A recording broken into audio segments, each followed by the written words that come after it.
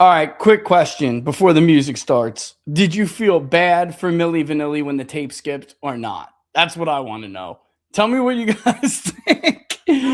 I remember feeling like totally duped and totally grifted, but also being like, man, I feel bad for them. That's horrible, And then dude just got so upset he ran off the stage.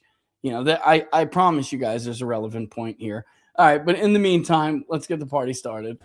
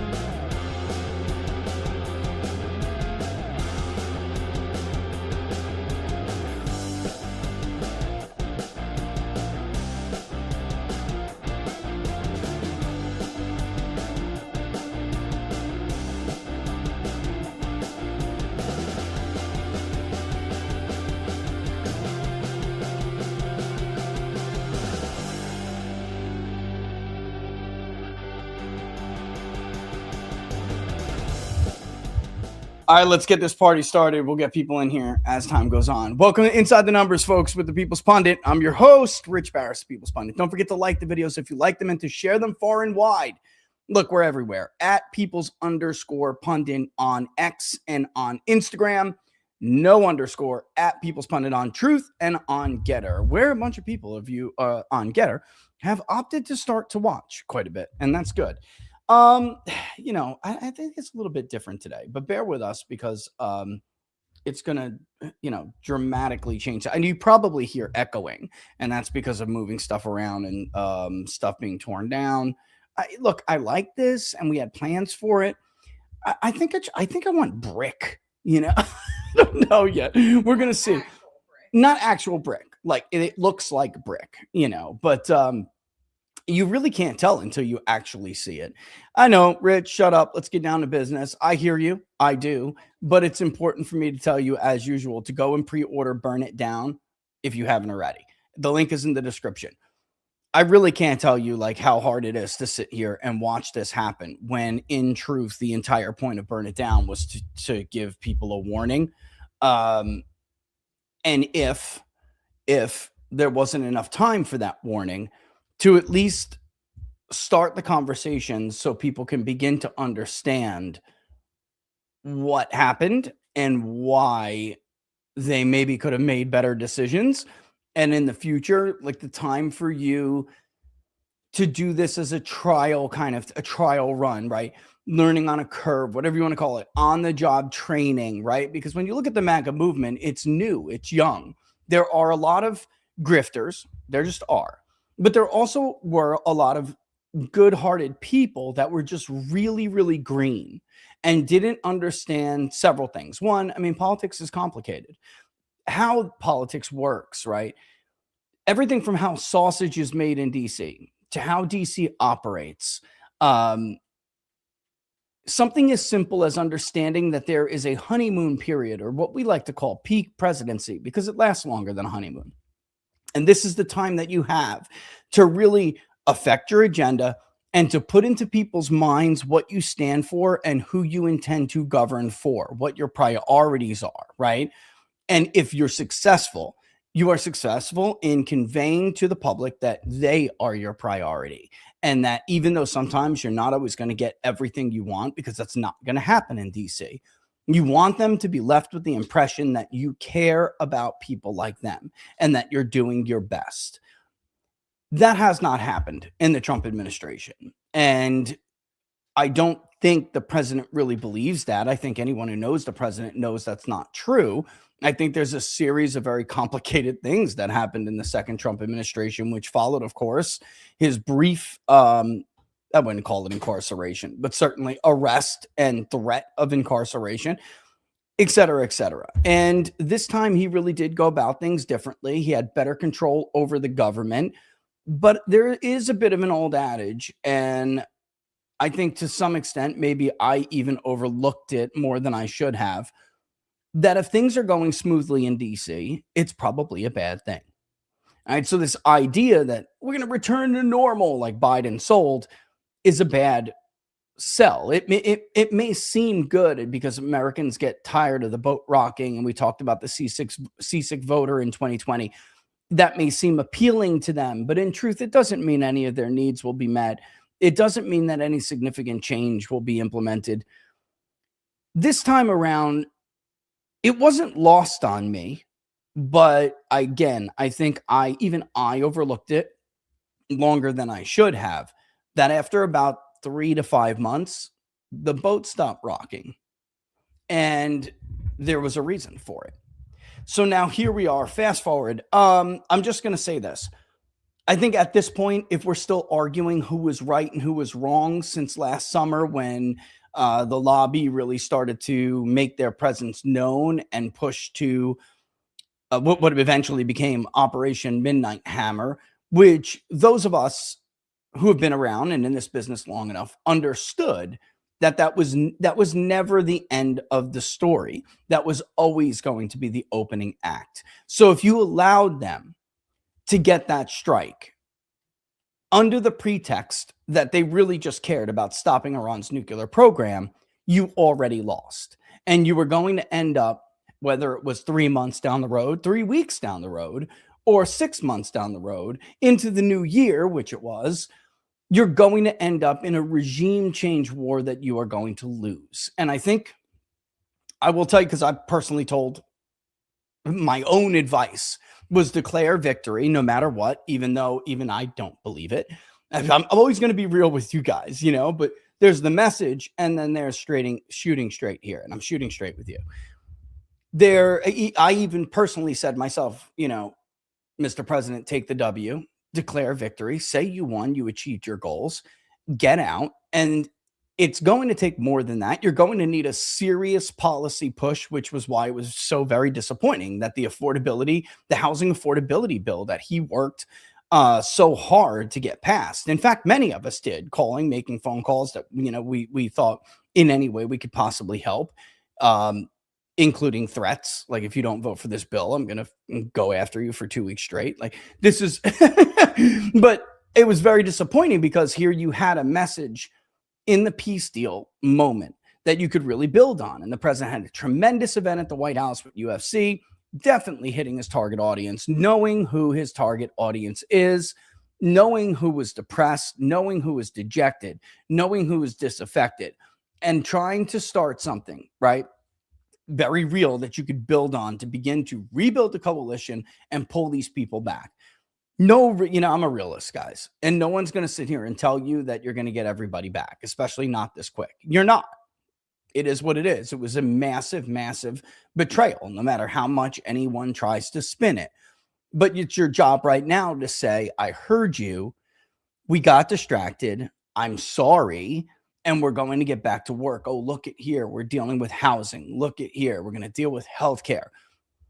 And whatever, whatever the consensus becomes that you're going to go on. But there's this wing of this party, and I'm prefacing all of this because I am going to give you a sneak peek of the poll, an unweighted sneak peek, which you guys know is not going to be significantly different than what we found.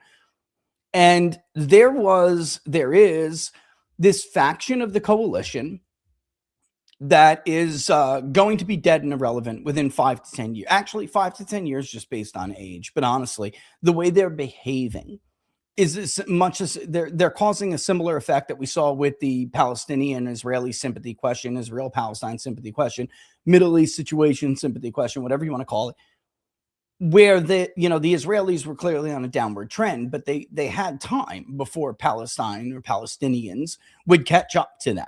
But because of what they chose to do, the actions that they took, the decisions that they made, they exacerbated and accelerated that trend.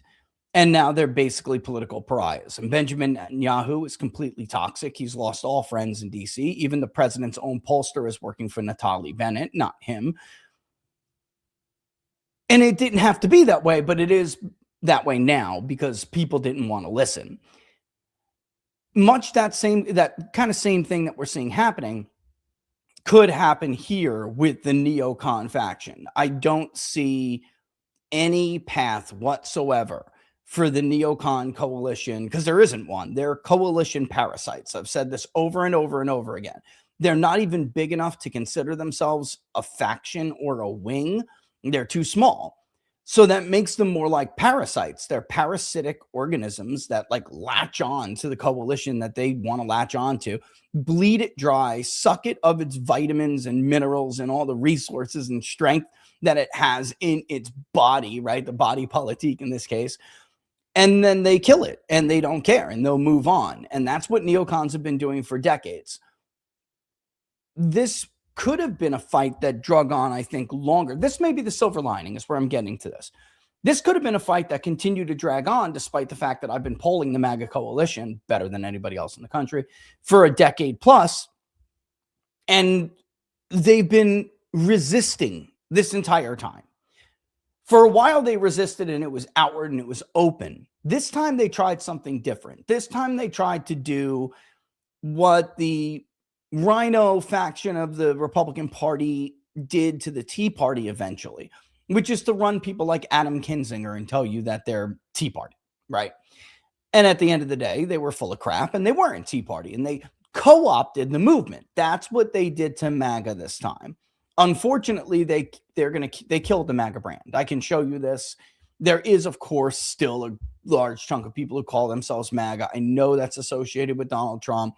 The fact of the matter is, after Donald Trump's presidency, MAGA will not be a thing. It'll be replaced by America First or something else, but MAGA will have this taint associated with it. It'll have this stink. I don't know how, there's no delicate way to put this.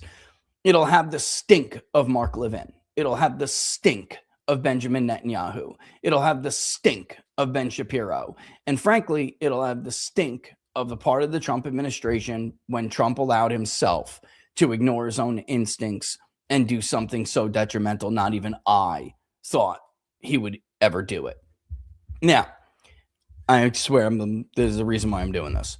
They've accelerated this now. I don't see a real fight in 28. Folks, what I see on social media doesn't at all, I can't say that out loud, but that's effing hilarious, Madam Producer. Okay. That's so good.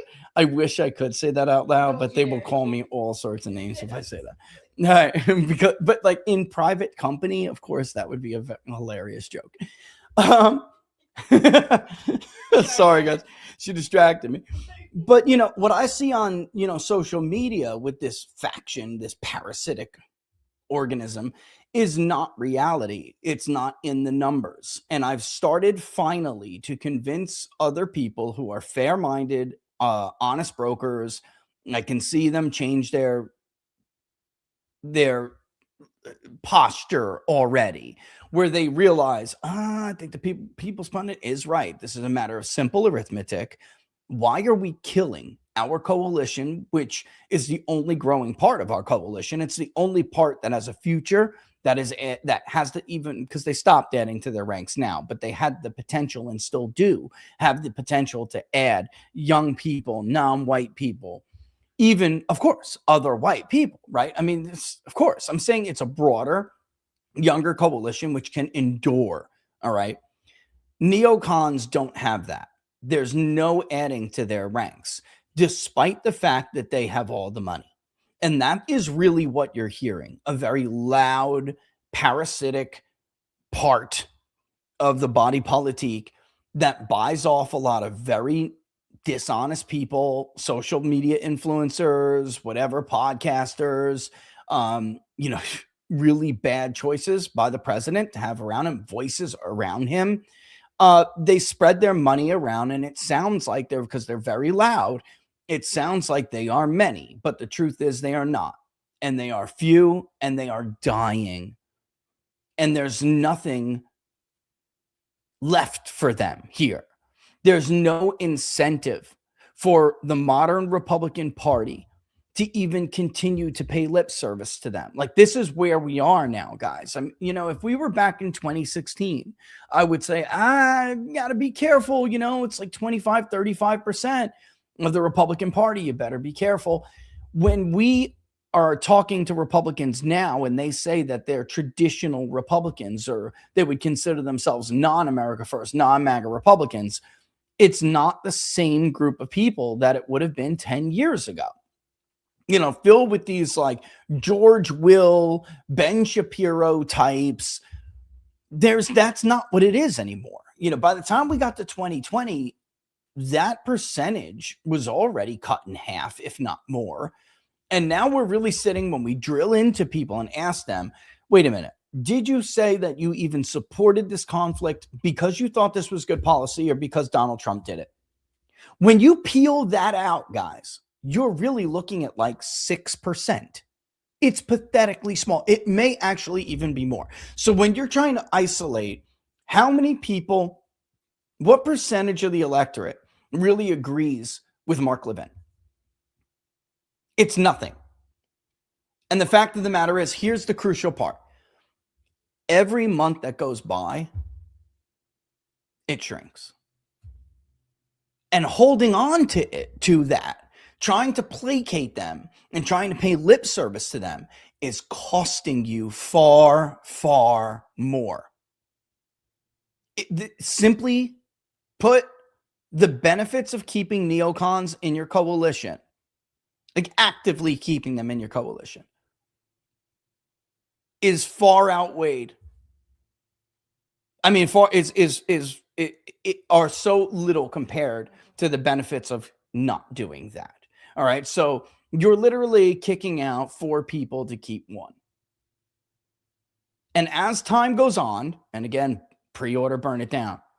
As time goes on, that number will continue to grow.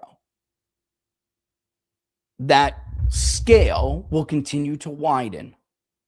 And you'll find yourself unable to even convince the other 4, 5, 6 people that they should even look at you anymore, because you took too long to get rid of that one. And I'm not saying go out there, if you're running for president, if you're JD Vance and you want to run in 28, I'm not saying to the vice president, JD, go out there and say you're not welcome in the party anymore. That's not what I'm saying. What I am saying is, if they don't like what you have to say about Israel, tough shit. Go vote Democratic. Because here's a dirty little secret that so many people don't want you to know. They have been. Many of them have been, or not voting at all. Guys, really search inside yourselves for a second. If you're watching this show, you are very interested in politics. Do you really believe any of those people when they told you that somehow they live in the political world day in and day out? The election is like the Super Bowl for them in their life. Did you really believe them when they told you, I don't support Donald Trump, but I can't vote for a Democrat, so I'm not going to vote? Do you really believe that? Because I can look some of them up right now if I didn't want to get sued. I've done it. And call bull. I can name at least 2 people right now who openly said, I don't support Donald Trump, but I can't vote Democratic, so I'm just not going to vote. And they were lying to you, because I can see their vote history. And it's like, to make a claim like that, not knowing that somebody like me could look inside the voter file and say, you're a liar. Me and half a dozen other people, if you know, who are willing to do it, to make a claim like that tells me, and should tell you, they really think you're stupid. They just don't care. That's what a parasite is, right? It's going to get what it wants out of you, and then it's going to move on to the next host, because that's what it is. I can't even call this a symbiotic relationship. It's not like a remora on a shark. That's not even what neocons are, because the remora provides a benefit for the shark. The remora gets a ride, man, gets to save energy, and the shark gets cleaned. The Republican Party is getting nothing but drained and used up like a $5 whore from Bangkok by having neocons in their coalition. That's it. It's time to just cut them loose.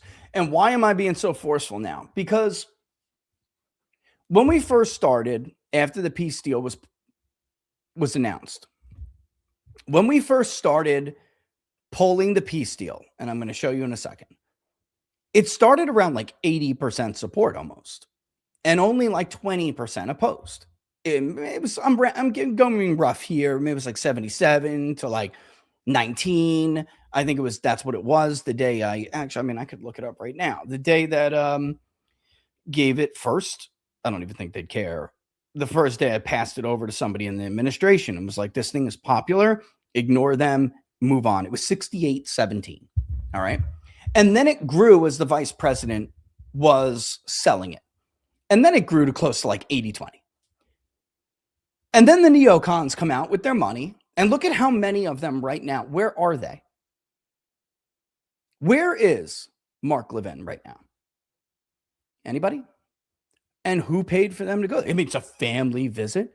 Where are you right now? You're in a foreign country trying to sabotage the president, speaking out against his agenda, derailing his domestic agenda. And by the way, here's the kicker here, because why I'm being so forceful today. This polling that we've been doing for like the last almost 2 weeks now shows us that there's some good news in here for the Republican Party. But now, because of the hole that they have dug themselves in, their fate in November is tied to whether there'll be a lasting peace with Iran. This is a horrible situation. It's do or die for the president and his party now. This is what getting in bed with neocons led them to. This is like you get in the mud with pigs, you know? What's the expression?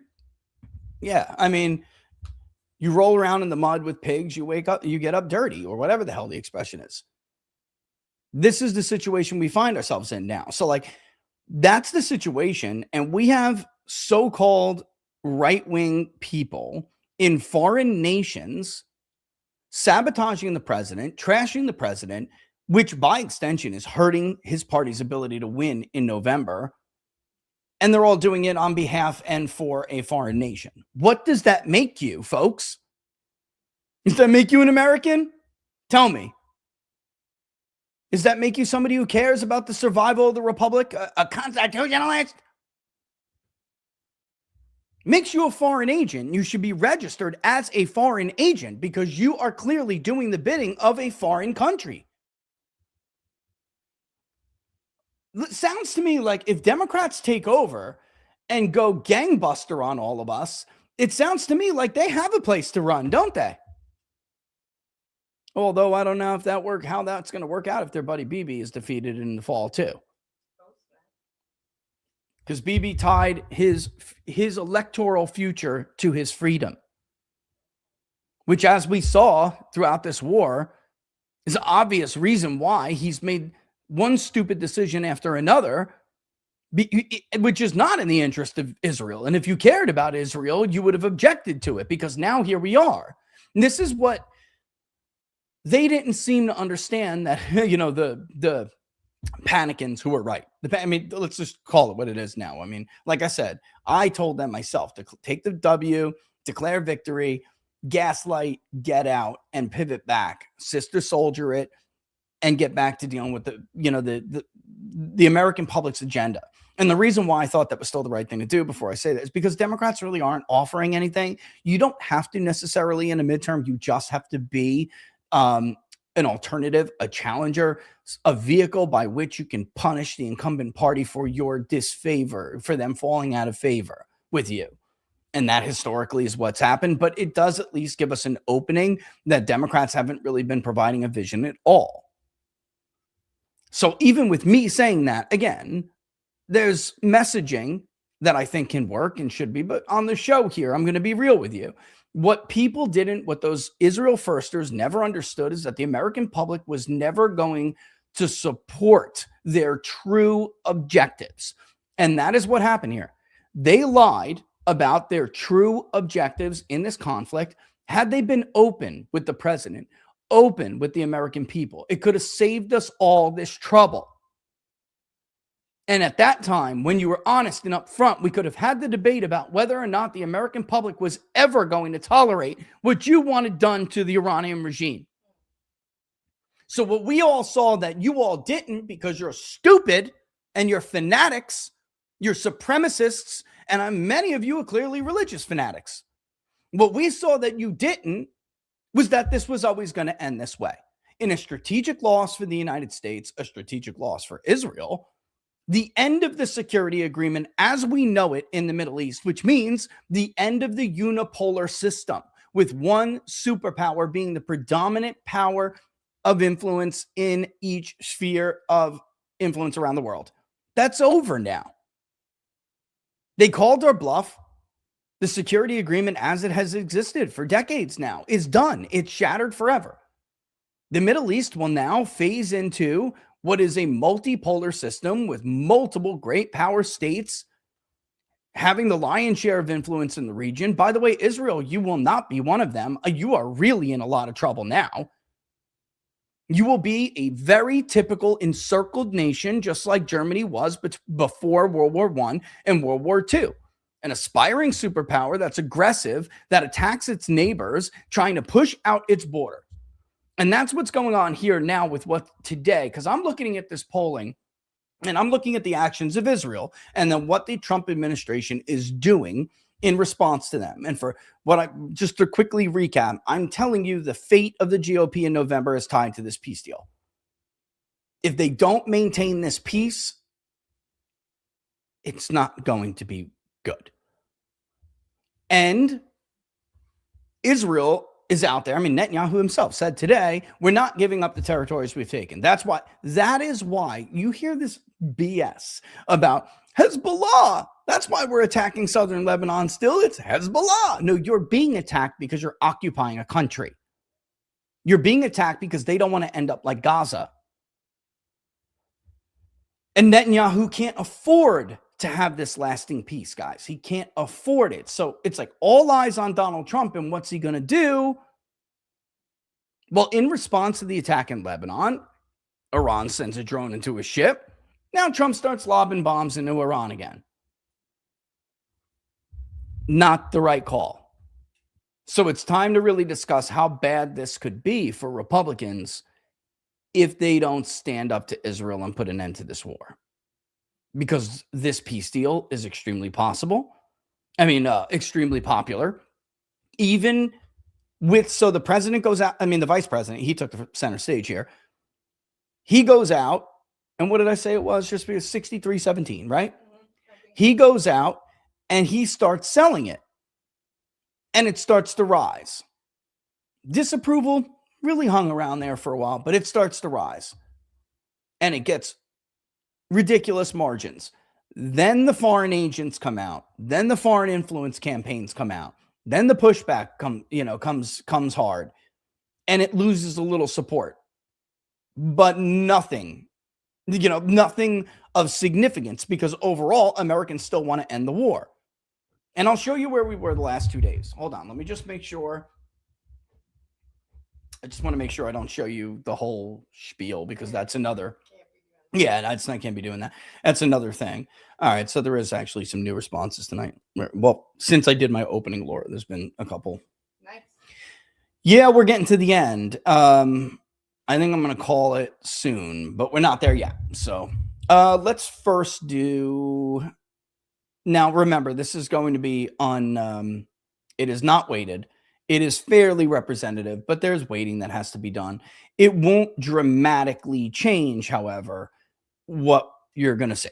All right. So here is, and let's do that first. Let's do all people first. Then we'll narrow it down to registered voters. Then we'll narrow it down to likely voters. And you will see where this peace deal stands. So even with all adults, which is crazy, we're getting now to a point again, which is unfortunate. We're getting to a point now where the adult sample is more Democratic than the registered voter sample, and is more Democratic than the likely voter sample. You may think that's a good thing in an election, in a midterm cycle, but it's not. Democrats have reclaimed the advantage with the unlikely voter pool as well. That was something Trump dominated going into 24. It was a huge deal. We made a huge deal out of it at the time because it was evidence that too big to rig could happen, was real, could work. And also, if you go back and you look at other recent presidential elections, USA Today, they do the unlikely voter poll. We had our own way of doing it. Many people, I think Gallup and Pew did it too at one point. But the presidential candidate who is leading among the greater electorate had much bigger advantage. And if they had the ground game and the ability to reach out to those voters, not only could and did they go on to win their elections, they went on to win them pretty handily. And examples of that, of course, is Trump in 24. That election was not close, really. And the election, of course, in 2020, Biden slightly won them. Obama in 08, he was overwhelmingly winning them. In 2012, when the polls suggested, even Gallup at Romney +1 as its final, when the poll suggested that it could be a close election, the underlying numbers suggested that Barack Obama had a much bigger cushion. And if he could get out his electorate, which he did, then not only would he beat Mitt Romney, but he'd beat him pretty early in the night. And that is what happened. So it does matter. And because of the realignment, which means, the older voters getting more Democratic, more educated voters getting more Democratic, white voters getting more Democratic because of education, it's easier for Democrats to have a foundational base in a midterm cycle, which is how they one of the three major reasons they overperformed in 2022.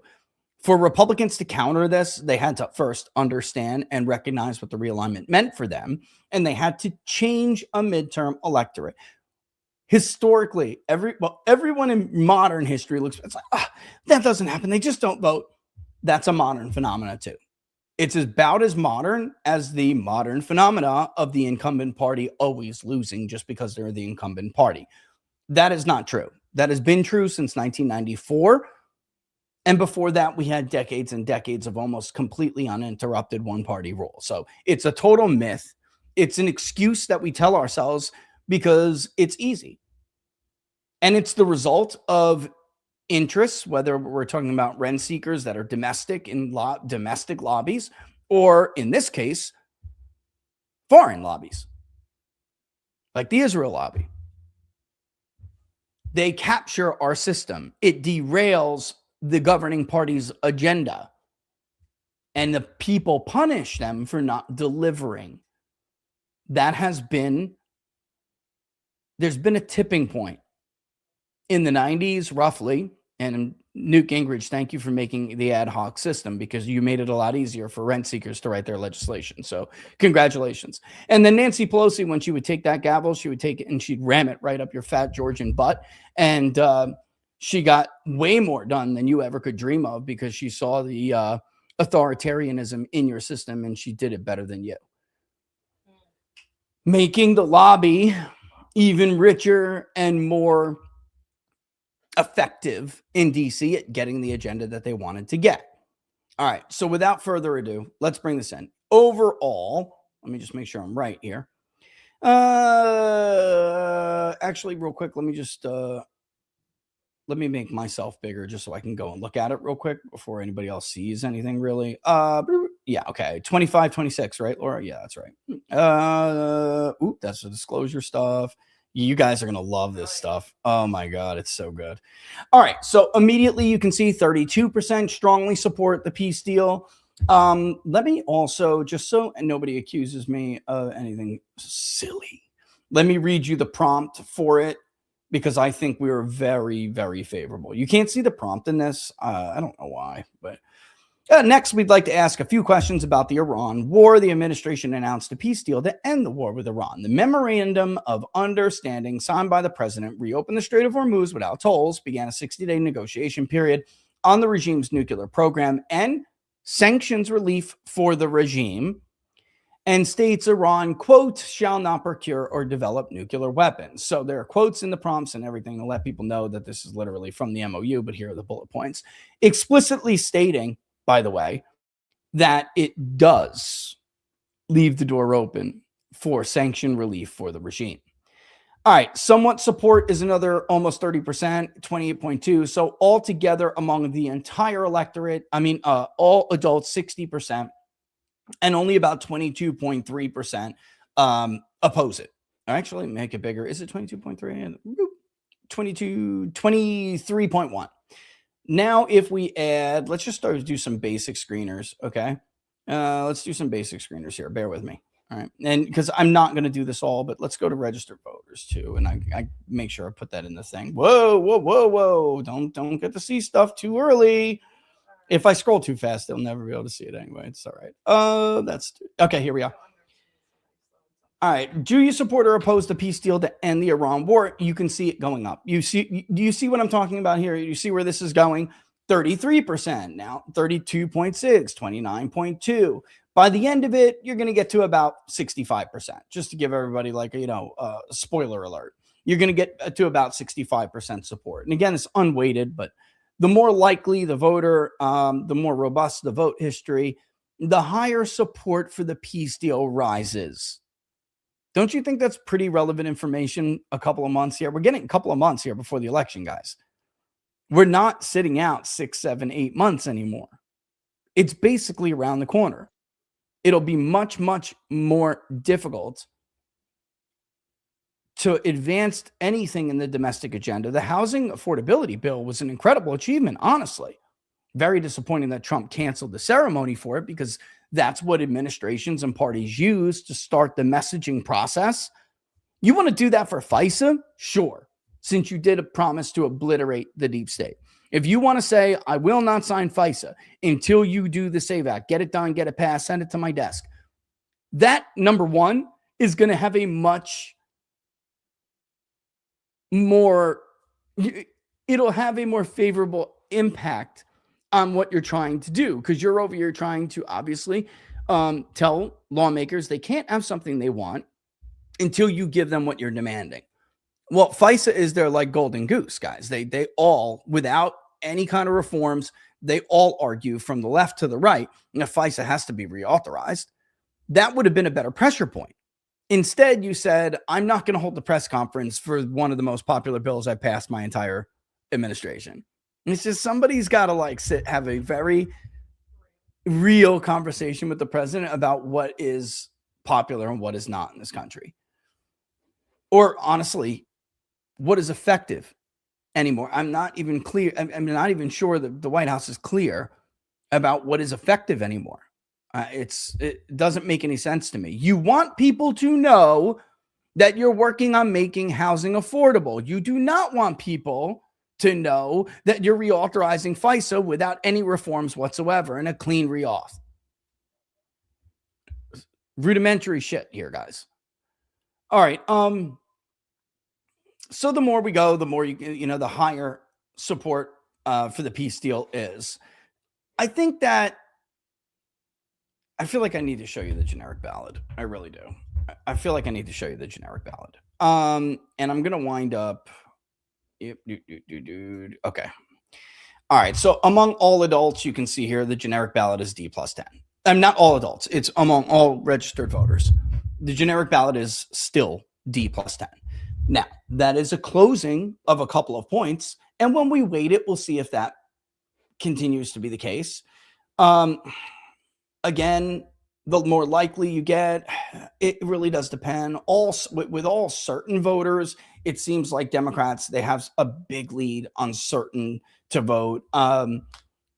But it's better than the D+13 that it was last month. So there's been some tightening, and I told you guys that was the case, that there's been tightening, but it's nowhere near where it needs to be. And it's very clear. I don't want to show you guys all the questions yet, but it's very clear why that is. Some voters are waiting to see whether or not the administration will do what is necessary to make this a lasting peace. They're not yet willing to say, okay, you ended the war, all is forgiven, and we're going to give you our support, those bad Democrats, let's move on together. That is not in the cards yet for you. They're waiting to see whether you, not for nothing, but you've screwed them over more than one time on more than a half a dozen occasions. There's been a point where voters said, okay, he's going to pivot back to the domestic now. He's going to tell Netanyahu in the lobby to get lost. He's going to tell this one talking about this foreign country to get lost. And he's going to tell Marco Rubio, get lost. We're not taking Cuba right now, dude. All right, calm down. We have to deal with affordability on some. He's done this before, only to get distracted and derailed again. And it's basically, what's that expression? Fool me once, shame on you. Fool me twice, shame on me. Well, they're at fool me like 6 times already. So they're just not going to do this. They're not going to play this game anymore. They're going to wait and see, because many of them are telling us they don't think that it's likely. They don't think that Trump will follow through and excoriate. Every time, the Israelis restart the war in Lebanon, they don't think that they're going to be able to keep them under wraps or disconnect from them so dramatically that it really doesn't matter. And Trump is basically telling them, you know what now, BB, you're on your own. I have to deal with what's best for my country. So they don't know. And they're reserving judgment and they're waiting. It's improved, but it hasn't improved as much as it can. And the reason for that is there are multiple reasons. One is Republican identification is still low. There's still a bunch of independents who were saying, yeah, I'm previous MAGA, and I think I'm sitting this out. That's a problem. The second part is that there's still a lot of them choosing someone else as like a protest vote, and we know they're not going to do that. Or at least, Jesus, we hope they're not with numbers like that. Typically, as we get closer to the election, that'll fall. Someone else will fall, and we'll start to get the real two-party vote share. But right now, we're not there. And independents went back. I mean, it's not as bad as it was last month. It's still a bloodbath. And for those out there who are saying, oh, Rich, that's still too much. Look at the generic ballots tightening on our on RCP. Let me just tell you, they're wrong. I hate to tell you, but Marquette was never right. With the poll they just released again, it was the Democrats plus 7 or 8 or 9 or something. Just 2 weeks before, it was Democrat plus 1. When we were Democrat plus 13. Guys, it was never Democrat plus 1. You're being gaslit. The president's own pollster has them down in Ohio from top to bottom. From the governor, Senate, on down. Generic ballot losing the statewide ballot in Ohio. Ditto Iowa, where they're all down. Randy Finstra lost, but still, it was always going to be tough for Zach to win this election in this environment. He was the better candidate because Finstra he was depressing. Again, conventional wisdom that somehow Randy Finstra was the better candidate than Zach, right? Or John Cornyn in Texas. By the way, there is a good ray of hope here. Paxton does have a little lead, looks like 2 points, entirely due to the fact that he's the nominee and more people are going to come out and vote because he's the nominee. Had that been John Cornyn, they'd have been cooked. Tallarico would have won that race, and honestly, we wouldn't even be debating it right now. So even though Paxton had baggage, his baggage was less damaging than the percentage of people who were not showing up if John Cornyn was the nominee.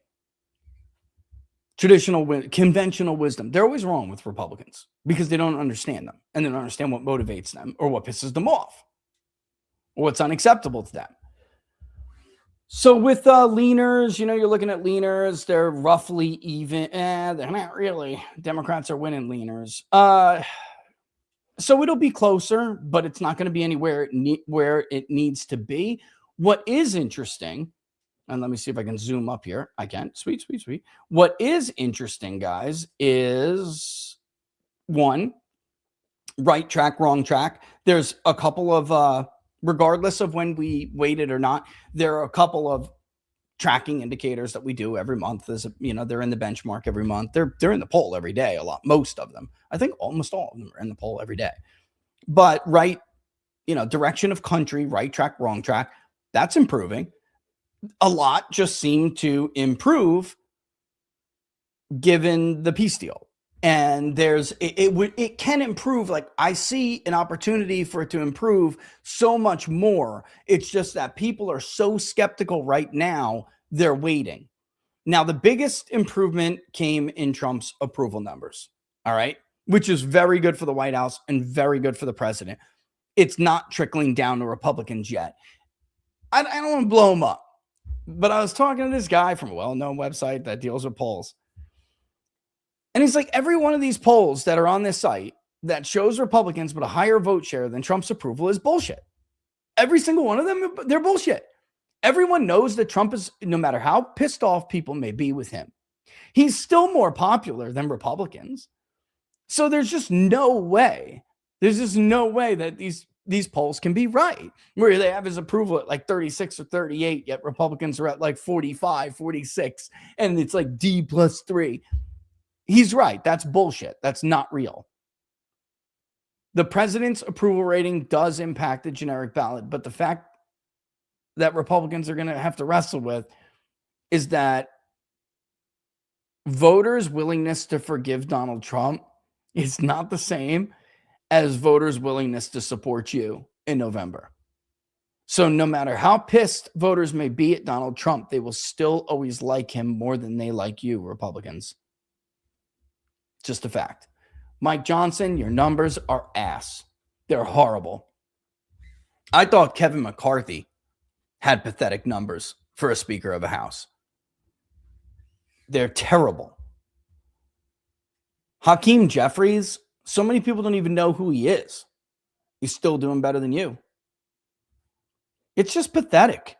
This is a radical party, which we can look at too. Democratic identification. I got to show you this because there's a lot of talk after last Tuesday's primaries in New York. Mamdani went like 3-0. His endorsements, the Democratic Socialists of America, they won everything. The AIPAC candidates went down. The pro-Israel candidates went down in a blaze of glory.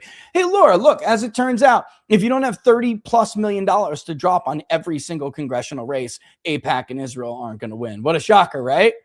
I told you that's unsustainable. You can't throw $30 million at every single candidate you don't like. They didn't win. They're not the top of the heap. They're toxic. It's why they never run an ad. And at the end of the ad, it says this message was paid for by AIPAC. They always funnel it through third-party groups because they know the minute people hear AIPAC, they're like, bleh! It's like a please don't go. Yep. Do not Yeah. Do not pass go. Do not collect $200. Straight to jail. It's true, though. They're totally toxic. Israel's toxic. If you don't have an obscene amount of money to throw in every congressional race, you're going down. And they made, particularly about Goldman's race, I'm watching, and we didn't get a chance to address this on the show. So before I bring this up, I do want to address this before I pop those numbers up. Immediately, including Republicans, and I like Elise Stefanik. I do. I like her. But immediately, Republicans like her and just about everyone else made it about Israel and the Jews. Israel and the Jews. That's all you heard. Goldman, a Jewish incumbent who is backed by AIPAC and gives his unquestioned, uncritical support to Israel, lost to a challenger who was also Jewish, who isn't backed by AIPAC and doesn't give his uncritical support to Israel. How could this be about anti-Semitism and anti-Jew hatred or whatever Mark said? How is that possible if they replaced a Jewish incumbent with a Jewish challenger? You're talking about missing the forest through the trees. And Republicans, you're not helping yourselves at all. Diving on this, you need to come over to our side because Democrats are a bunch of Jew haters now. First of all, you don't want the people that pitch will even work on. Those are the same. What, you want more Bill Ackmans? You like the right wing needs more Bill Ackmans? The same people. And this is a kicker that pisses me off about these people. All right. These same people funded the third world immigration and invasion. They supported every open border policy. They donate to both parties. They're the ones who turned your country. They're the ones who turned communities like Springfield, Ohio, in Clark County, Ohio, into third world shitholes. They're the ones who did it. And then they use those people to make you hate someone else, to make you hate another. Why? Because they don't want you looking at who really caused the problem. They don't want you being pissed at the real source of the problem. Them. They did this to you. It's also why you didn't get your investigations into the protesters who were doing with Minnesota and elsewhere with ICE. Because unfortunately, you're going to find a bunch of right-wing bullshit donors. They're not right-wing. You're welcome. I'm trying. They're not right-wing. They're whatever's good for me wing. We're supposed to hate other people who they say are a threat to us, when those people, in truth, just took advantage of the exploits that they provided. And if you were in some third world Latin American dump country too, and the opportunity was there for you, you would take it too. I'm not saying it's right, but you would take it too. If Hillary Clinton came to your country after a hurricane or after a earthquake and money laundered a bunch of money that was supposed to go toward your charity, the minute they allowed you to get TPS, you'd have taken it. And you'd be in an adjacent community to Springfield right now as well. Now, I'm not saying it's right. I'm just saying these people are powerless. They're not the ones who have the power. They're just taking advantage. They're being used by other powerful people. They're their shields. They're using them as their shields because you're supposed to hate them. Instead of they want you distracted, man. I don't know what to tell you, folks. They want you distracted. Now, Rich, you're telling me the communists are not a real problem? Who let the communists in? Who did that? Bill Ackman did that. Zohar Mamdani didn't break into the country. He took advantage of programs that were put in place by the politicians who are funded by people like Bill Ackman. Now you want more Bill Ackmans in the GOP? Have you learned nothing? Are you retarded? And for what? To take in somebody who represents 26% of like 2.25% of the electorate, and then you'll have to pander to them and chase away 15%, maybe 20. Maybe you'll end up like Bob Dole. It's the stupidity is just the level of stupidity is just it's unbelievable to me. We're at a point where I really can't afford to tolerate it anymore. I can't afford to try to nicely explain numbers to people. Like, we're beyond that. It's not even difficult. Numbers were like It's simple. Yeah, the numbers and that was years ago. And we did it. I did it. I sat in front of everyone's camera and I tried to nicely explain this to everyone.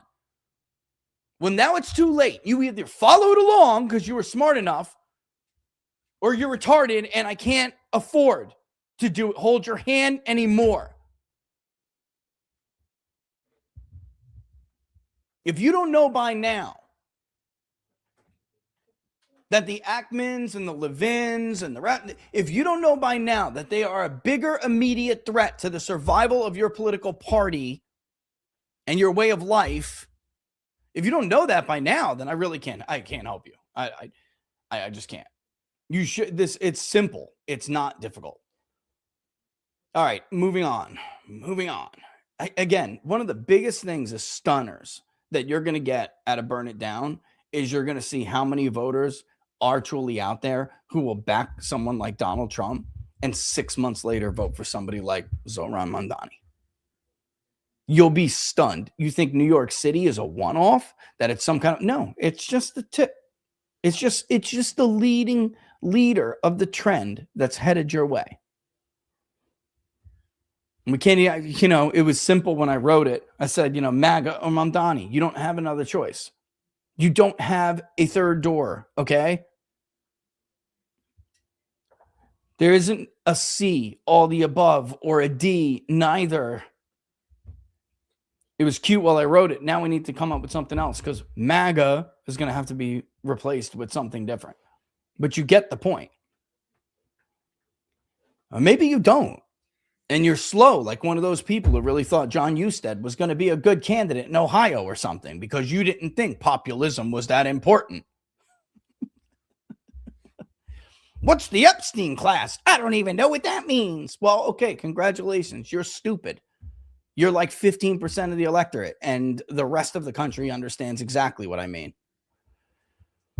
I'm just losing patience for the I'm just losing patience for the people who can't seem to keep up, like, because they're doing such damage.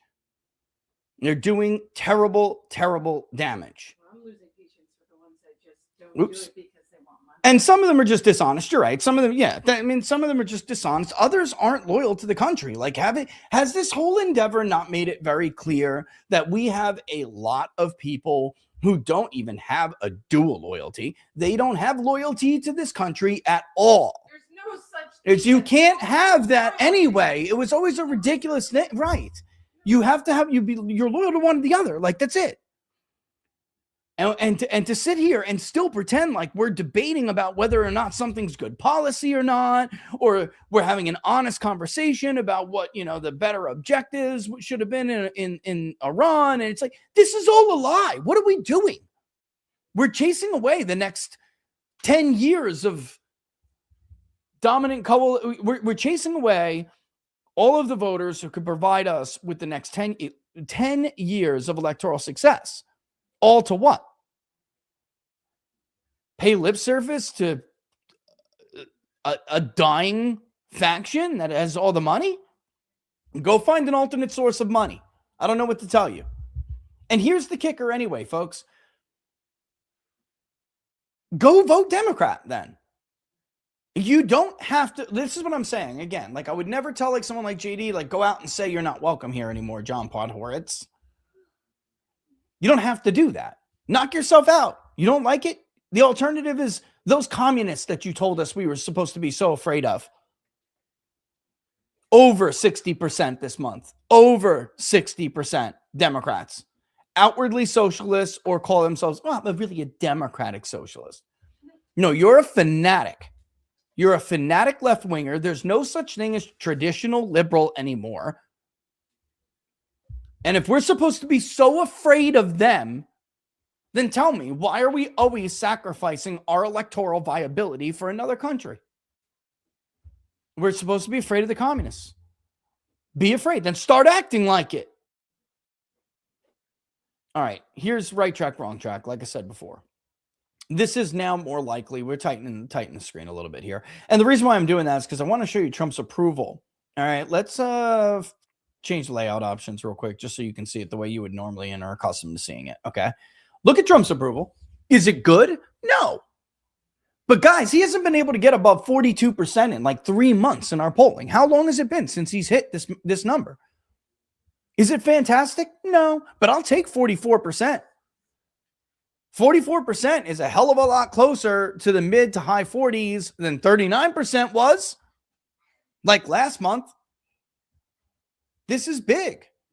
He was hitting a resistance at 42% for a long time, the entire period of the war.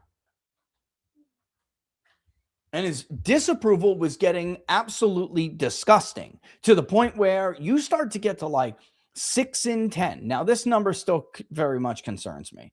I don't know what it'll be after waiting, but if it's 43% strongly disapprove in the raw, that's not good. That's really problematic. But I will say this. For the last 2-3 months, the percentage of people who said that they strongly disapproved of the job that Donald Trump was doing was more than the percentage who approved combined, strongly and somewhat. So this would be the first month in like 3 months, maybe more. I'd have to go back and look, where that's not the case. And that's heading in the right direction. Okay. You can see undecideds now back down to like 2.3. So he improved while undecideds actually shrunk. And together, you're going to look at what, 53, 54% disapproval when all said and done, something like that. That is, I don't want to say doable, but it's back within historic norms for a two-term president. If he can get in the mid 40s for a two-term president, that's not terrible at all. I mean, now you're going to want to rise before the midterms. Typically, the incumbent president does get a little bit of a surge in approval rating before the midterms. Happened to Trump in 2018. I remember that. Happened in our polling. Happened to Barack Obama. I remember that. And I remember thinking, oh boy, are they going to blow this thing? But they didn't. Honestly, they just, Obama just couldn't get out his coalition. It was a little bit different. But for Trump and Republicans to get out the voters that they'll need to get out to make sure they don't get wiped off the map, he can't be at 40%, guys. It's not good enough. Honestly, I'd like to see him between like 47, maybe even 49. It is doable. Don't let them tell you it's not. You don't have to just accept defeat. Why? Because the Israel lobby told you that you were going to lose anyway, so you might as well start a stupid war and help a country that doesn't give two rats shits about you? Don't buy that for a second. That is not true. Nothing is inevitable. They only tricked you into believing that because they want you to be okay with failure. They want you to be okay with, okay with being controlled, to being managed. If there's no hope. And if there's no hope, they can do whatever the hell they want. They traffic in that. That's their currency. They want to strip you of free will. Well, or just give up. Just give up. They just want you to give up. That's giving up. Free. Yeah, I guess you're right. It's the same thing. Actually, you're right. That's true. It's the same thing. So yeah, and you'll see, I don't want to get too much into it, but you'll see, even on like the economy, he has markedly improved. Guys, he didn't do anything. They're not happier with him this month because he suddenly started focusing on the economy. He hasn't done shit. They passed the housing affordability bill. This is because he finally course corrected on a stupid war that they did not want fought in the first place. All for an unpopular country led by an even more unpopular, toxic criminal. They are over this. I am so tired of dancing around with words. I really am. I'm sick of it. This is not on you, ladies and gentlemen.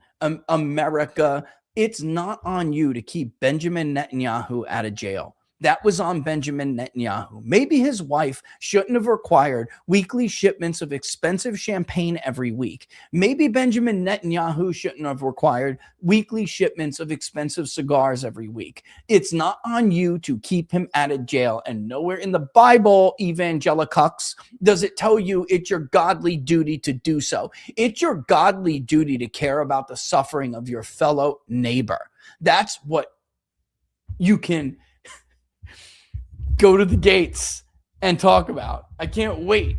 And never mind. I'm gonna let that alone. I think some people are gonna get a rude. Whoa! You're not opening the door? Nope, not opening the door. I think you need to go back. Maybe they'll let you do. Maybe they'll let you have a do-over. Maybe you'll get a shock and. Maybe you'll get 2 or 3 rounds of the defib and they'll give you a do-over after they give you the lowdown at the gate, which they won't open for you. Immigration and border security, obviously that's his best mark in how long? And he's been negative on it for a while, but if we go and look, and actually I can get this for you. It's simple. I could just go to Big Data Poll and go to the last one. I want to give you a compare and contrast on where he was just last month on some of these issues, because guys, it was bad. Okay.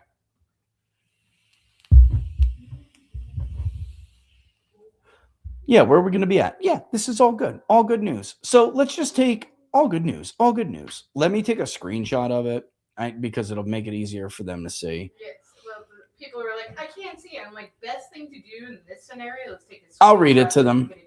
Yeah, but I'm going to also take a screenshot of the chart from last month so they can compare and overlap it real quick. Just give me 2 seconds, guys. There we go. let it load and do its thing. In the meantime, I'll read it to you. 31% strongly approve the job he's doing on immigration, border security. 17.2% somewhat approve. So you're looking at about 48%. Not about. It'll be, well, after waiting. I'm saying about because of waiting, but it won't be terribly, terribly different. What you can really expect is that it's going to go up from like the low 40s to 47. See what it was last month? 44% approve, 52.2 disapprove. If we put this back on the board, whoop, there we go. Put it back on the board. Hello. There we go. Sorry, it's glitching a little bit. So it'll be 47.6. So it'll be, it's under 50. It's under, disapproval will be under 50. If we compare that to last month, disapproval, even on immigration, was still over 50 at 52.2%. So it'll modestly improve. I mean, you're not going to improve huge over time, but overall disapproval last month was 18%. And we're looking at an overall disapproval of maybe like -8 this time. Don't hold me to it. Maybe it's -9. All right. After waiting, we'll see. But you're looking at like a 10-point bump in his overall approval just because he ended the war. So you understand my frustration with like being slowed down. It reminds me of trying to course correct a giant ship like a tanker. And it takes so long for it to turn, right? Instead of just being able to whip that ship around. Our problem here, folks, is that we have a vast number of simpletons with a lot of money who make a lot of noise, and it doesn't prevent it, but it slows down the process of correction. And that's a huge problem. It's a huge problem. All right, so there it is. There you have it. I thought he was going on the way back. What? He's back already. It's done. It is finished. Even Patronos? What? Listen, there is a benefit. There, you are delegating, girl. There is a benefit to having an older, your eldest being able to be a little bit more independent. Yeah. The house, man. And I got to be honest with you, I wasn't happy with it. I wasn't okay with it. Even when he first got his license, I was like, well, that's great. Still don't want you to drive. Like, you got to cut loose though eventually. How do you get better? How do you learn? You know what I mean? And you got to let go. I never was going to be a helicopter parent. Never. I have a completely different philosophy, which is prepare them, make them strong, and then you have to test that strength. How do you forge something into something stronger? Put it in the fire, baby. That's it. You got to put it in the fire. You got to let it do its thing. Kids have to learn. But it is nice. It is. He's also a responsible kid. Yes. Even foreign policy is going to be better. Let me just do some quick math. 24.2% strongly approve, 18.3. So that's back into the low 40s as opposed to what? I mean, it was straight dog, you know what, last month. And then Iran even is improving. Yeah, foreign policy last month was 38% with 56% disapproving. This month it'll be in the 50s, but it'll be low 50s, not high 50s. Inflation, cost of living. This may be the one area where we're not going to get too much improvement. Let me do some quick math. Actually, we are. He's going to be in the 30s, mid to low 30s, where he was at 29 last month and 66.5% last month disapproved of the job that Donald Trump was doing on inflation. That's going to be low 60s, it looks like. But again, modest improvement, so as long as everything is heading in the right direction, that's a good thing. Even crime and safety. Looks like he's going to improve like 6-7 points overall on net. If you look at the one thing it doesn't look like he's going to improve on is the Israeli-Palestinian conflict. Maybe a little. 20. Yeah, he is. Yeah, he will. Actually, maybe by like 8 points. I'm trying to look at a spot where he won't.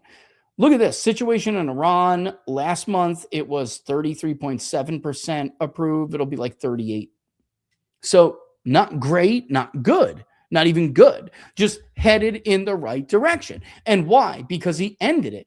if he holds the peace, because there are a lot of people who are saying it's very likely that Israel is going to do something to blow this peace deal up, and they don't expect the peace deal to last. And that is holding Trump back right now.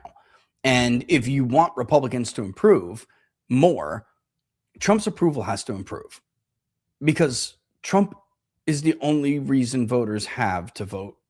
Republican voters have to vote. Actually, let's know. Voters overall, I like that statement better. Trump is the only reason voters have to vote Republican. Republicans themselves give the voter no reason to support that, unless they're in the opposition in the minority party. That's the only way Republicans have ever been decent at winning elections. And even that's limited to midterm cycles only. They couldn't do it under the banner of like Mitt Romney and, neoconservatism. They just couldn't do it. Again, let me see if I can get you some of the trust to handle. Here, we can look at this. Here's your top issues. This isn't going to change. It was this way for 8 days. It's not going to change. Cost of living by far. Number one, cost of living inflation, jobs in the economy. Number two, healthcare. Number three, this is scaring me. I've been saying this for months, guys, because healthcare, Obamacare, is a cost of living issue when you break it down. Only it's one that's directly tied to life and death. It is a big deal, and Republicans have never performed well in a midterm when healthcare is within the top three, unless you go back to the 2010 election. And the reason why it doesn't matter anymore is because Republicans got the opportunity. They had run on healthcare for 7 years. And when they had the opportunity to finally make good on that campaign promise, they betrayed the voter and failed. And that was the single reason that Republicans lost the House in the 2018 midterms. And for those of you who think you're so smart and you think betrayals don't matter, and all he needs is gas to come below $3, and housing bill's going to make people want to vote Republican. Some of the tweets I read, man, you guys are special, man. And I don't mean that as a compliment. Okay.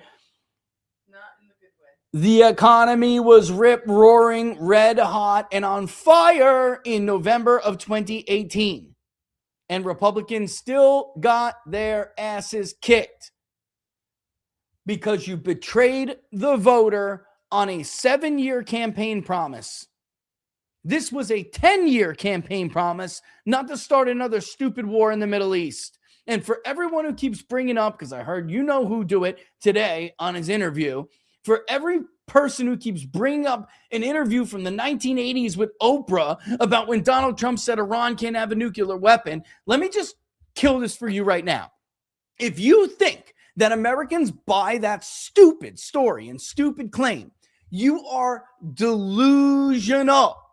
Nobody is going to sit there. No average voter is going to sit there and say, but you know what? I did see him once on Sean Hannity say that Iran can't have a nuclear weapon. I somehow ignored the 10 years of him making fun of George Bush for starting stupid wars and saying, Biden will send your jobs overseas and your children to die in the Middle East and your jobs to China. Hillary Clinton will send your kids to die in Iraq and your jobs to China. That's what they remember. And when he said things like Iran can't have a nuclear weapon, what everyone really thought is that he wasn't lying or bullshitting about being the top negotiator, the art of the deal, and he was somehow going to keep them from getting a nuclear weapon. I don't know, because he tweeted about it constantly. Obama's such a bad negotiator. I could do so much better, man. Iran's never going to get a nuclear weapon under me because I'm the super negotiator. It's a superpower.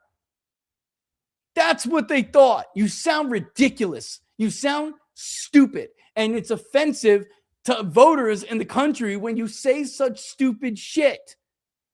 Refrain from saying that stupid line. Just suck it up, sister soldier, admit you effed up, and move on. Don't insult their intelligence. Do not insult their intelligence. But he was on Oprah in 1984. And he said that, yeah, okay. Because the average millennial who voted for Donald Trump for the first time ever voting for a Republican was watching Oprah in 1984. I mean, man, dude, you are so stupid. Just stop. And again, if it was just stupidity, I could get a good chuckle out of it. We can all get a good laugh and be done with it. But it's offensive too. You're offending the voter by thinking that they're that stupid when in fact they were not. And here's the big kicker about all this, which so many people don't want to acknowledge. You all mistook the voters for being stupid.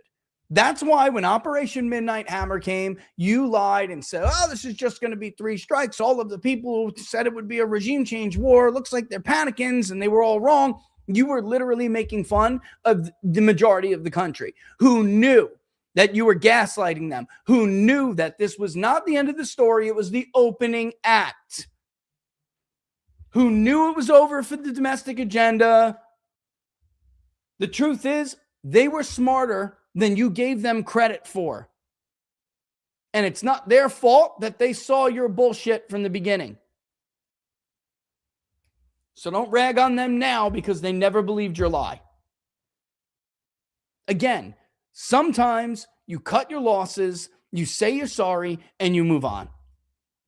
And you say you're sorry in the best way that you know how, but that's what you do, and you move on. Because you got some improvement in this poll in this month. I know your own damn pollsters show the same thing because I've seen them. Miraculously, though, that guy and his poll, right, Laura? Miraculously, this poll has exactly the same margin I give the vice president. Unbelievable. The very next day. I'm like, can I see the crosstabs for that poll, please? Can I see the crosstabs? I don't want your stupid little 2-page memo with your gay little graphic on it. Give me the crosstabs, please. Give me something that proves that that margin is real. And you didn't just copy it because that's what I gave to the vice president. Because I think that's what's happening. That's the truth. Sounds like you're jealous, Rich. How did he do in 2016? No. Why didn't Trump pay the bill again in 2016? Why were all those invoices left open? Because you were wrong. Because you gave the man polls showing he was going to lose to Hillary Clinton. Yeah, I'll take being right. Thank you. Patrick, I'll take being right for 1,000. I'll take being right for 0. That's the truth. Wait, hold on. I'll take being right.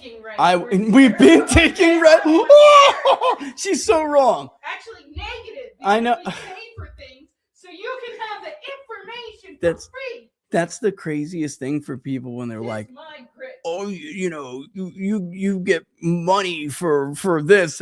Dude, if you had any idea how much we've spent just so you literally, and I don't mean just regular college. I'm talking about 4 years. You saw that number.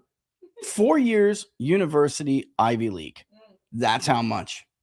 That's how much. Over the course of 10 years. Absolutely. No, that's it. That is it. I told you. Yeah, because, well, they would need, it's more than just tuition and room and board. Books. Tuition, books. Freaking meals. I mean, clothes. I'm talking the whole. Yeah. Comfortable. You get, for that kind of money, they probably could have got apartments off campus. Oh, yeah.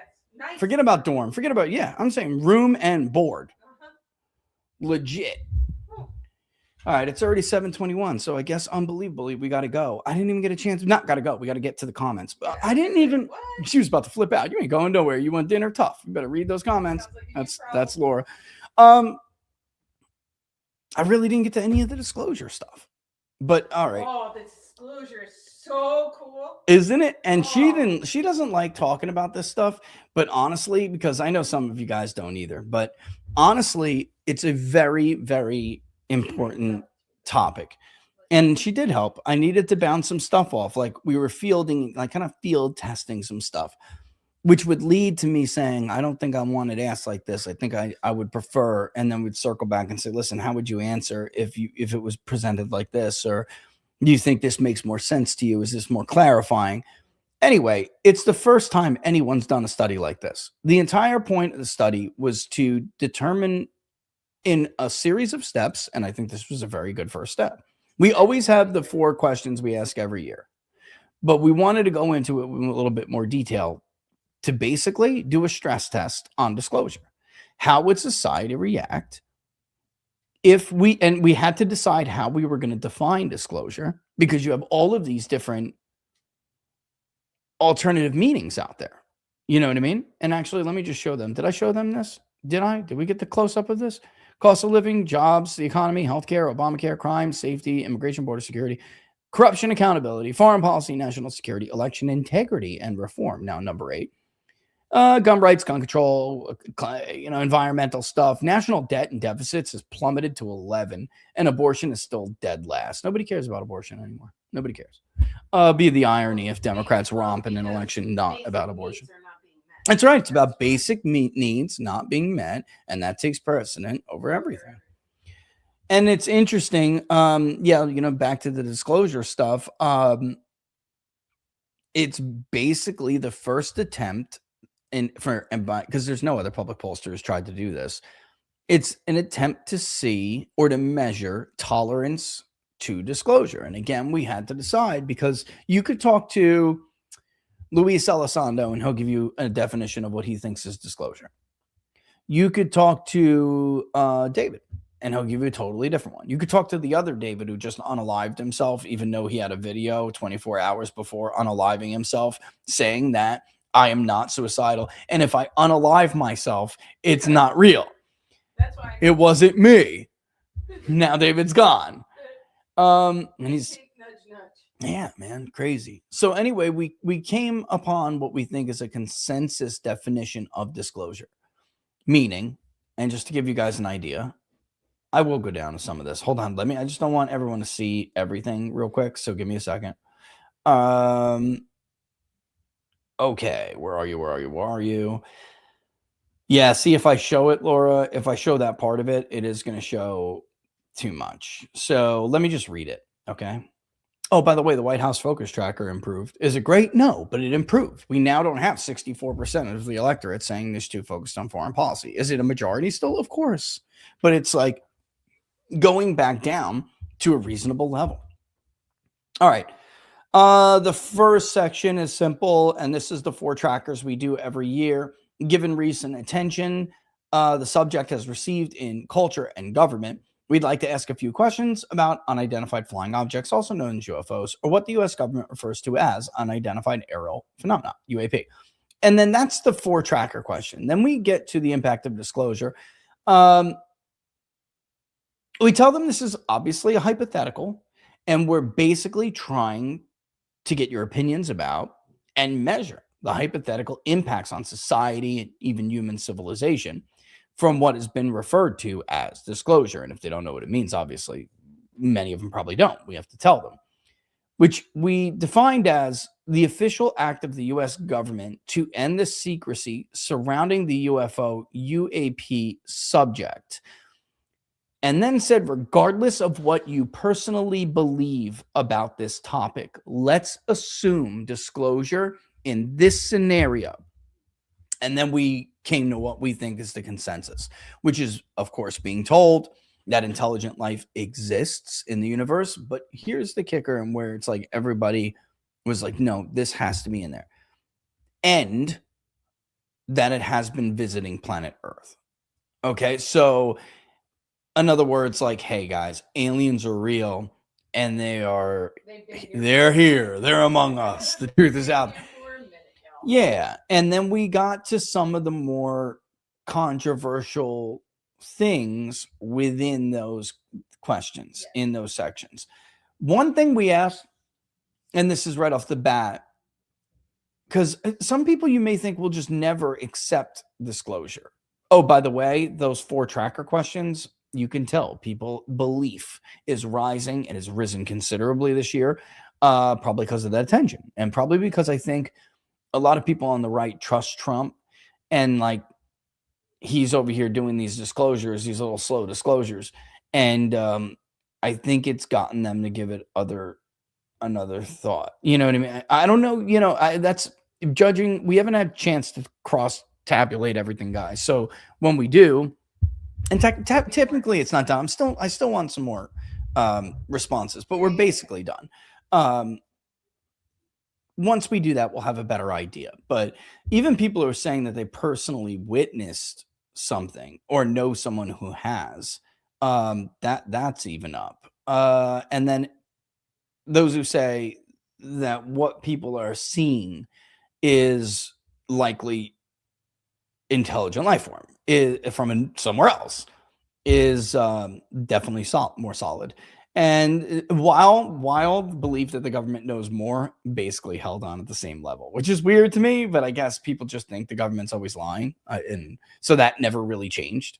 Or they really just don't know as much as they just don't know, and that's what it comes down to. A lot of people are just like, I don't know, which is why we wanted to dig a little bit deeper here with this other study to ask people, well, let's pretend you did know now. Let's pretend this is what they're saying. This is what I want to confront you with. How would you react? I want to know how you personally would react. And then I want to know how you think society will react. How do you think it will impact various elements and areas of society? And I'm trying not to give away too much here, but like, that's what we did. And then to basically do a stress test. Everything from complete and total collapse of civil order, like, you know, people have always warned about, to minimal periods of disruption or long-term disruption. And then, by the way, after those minimal periods or minor periods or even long-term periods, what do you see the outcome being? Positive in this light, negative in that light? How do you think civilization could be transformed for the better, for the worse? And then ultimately at the end of it, do you think human beings are ready for this? Like, if this was the case, do you think that humans could take this? And that's another part. I didn't tell. Can you reconcile these things with your beliefs? First of all, do you agree with them or not already? And then can you reconcile, if you were told this is the case, could you reconcile that with your personal beliefs? Do you think that the confirmation that there is alien life, it's been visiting humans, does the existence of them disprove the existence of God? I'm telling you guys, it's a really cool study. And I mean, even Laura doesn't like talking about this shit, really. And stuff. She doesn't like talking about this stuff, but it was fascinating. And the results, like information and data. Yeah, I find it but some of the stuff is concerning to you. That's a fair statement. No matter what this information is going to be released, I want to know how to properly prepare the impact of it. Yeah. And that's why this information is important. Especially since we're not entirely clear on what it is. Some of these things. Yeah. Which we tested all these various scenarios because there are different factions in the government who think different things. And like that, who wins out on this argument is going to have a huge impact themselves on how this story is going to be told. Well, it's going to alter, no matter what. It's going to alter the world as we know it. Because now there's something outside of Earth. So it's not like... Yeah. I mean, do I think we're going to have a mea culpa kumbaya and the world is going to unify because there's something out there? No. Were you surprised that so few people are afraid? Or take them as like...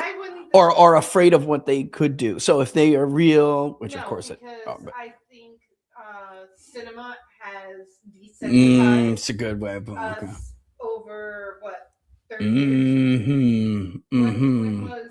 So she said, well, Close Encounters. So the fourth kind, the third kind. What the hell is it? Yeah. I mean, Steven Spielberg hit us with the Richard Dreyfuss movie decades and decades and decades ago. That's what I'm saying. So like over a 30-year time span. More. Oh yeah, 50. More 50 years. Yeah. When did whatchamacallit have that meeting with the president? It was Spielberg, right? That was Richard Nixon, Spielberg and Nixon. Yeah. Since that was like 72, right? I think I'd have to look it up, but it was it was Nixon, and that's when Nixon gave him the film. And I think from that moment on, that's been a concerted effort to get us to like open our minds to certain things. Now, there are certain things I will tell you guys that like that certain people believe. You've probably heard about them. They're common, that people are not going to be okay with. And it's like, not that they're not going to be okay with it. They probably won't believe it. Like they just, okay. And I mean, some of the out there stuff. We're not, I don't think totally, if that was even true. And we're all doing this assuming like, say it's a speculation and assuming it is true. Would you be able to accept this is basically what we said. And with some of the things which you'll hear about when Trump's new executive order comes out, because that executive order is important. It basically gives legacy program scientists, and if you guys don't know what that is, you're going to find out, the ability to get around it's not an NDA. I mean, some of these people are underneath the Department of Energy, and that's like punishable by death, right? So you can get around you're not going to violate your you're not going to get charged with the Espionage Act. You're not going to get, and this is a big deal because it'll also say if you have knowledge of or in your possession have biologics or physical evidence, which by the way, we get into too. Like what would that mean for them kind of thing. And I'll tell them this one. I'll give them this one. So the first one, guys, is first of all, how many people would never accept it at all? Right? How many people just doesn't matter. So you have these scenarios, and these are the scenarios being kicked around. The president goes to the microphone and he says something like, my fellow Americans, yes, I am here to confirm that we are not alone in the universe, and these things have been visiting planet Earth probably for a very long time. How many people would even just say, nope, brain broken, I don't want to deal with it? It's remarkably small. I am legitimately shocked on how many people will say, I will never accept this. And what's interesting, shocker, go by, burn it down. It's age signal.